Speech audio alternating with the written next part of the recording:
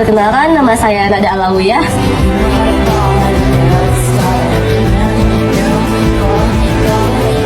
Nama saya Mikal Harir.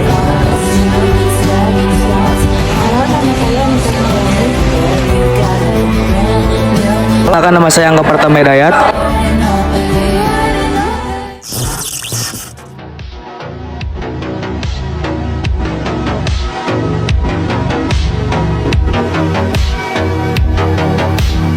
Indonesia merupakan negara yang demokrasi. Pastinya pemilu menjadi wujud keikutsertaan rakyat dalam pemerintahan. Pemilu pada tahun 1955 adalah pemilu pertama dalam sejarah kemerdekaan bangsa Indonesia yang baru saja berusia 10 tahun, yang dilakukan pada saat kepemimpinan Presiden Soekarno. Sebelumnya, kalian tahu nggak sih pemilu itu apa? Pemilu adalah sarana pelaksanaan kedaulatan rakyat yang bersifat umum, jujur, adil, dan rahasia yang tertuang dalam Pancasila serta Undang-Undang Dasar Negara Republik Indonesia tahun 1945. Pemilu pada tahun 1955 dilaksanakan pada masa demokrasi parlementer, tepatnya pada Kabinet Burhanuddin Harahap.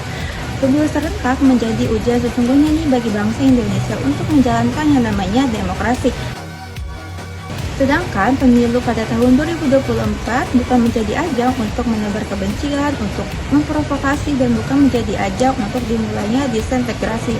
Pada pemilu 1905, pada tahun ini pemilu terbagi menjadi dua tahap.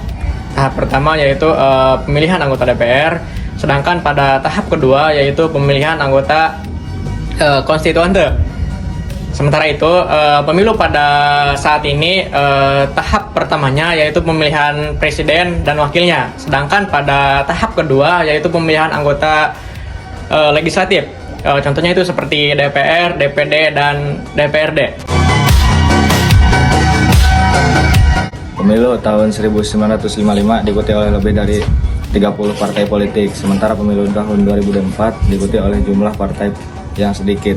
Pemilu tahun 1955 menerapkan sistem multipartai yang lebih terbuka, sementara pemilu 2004 menggunakan sistem perwakilan terproporsional terbuka.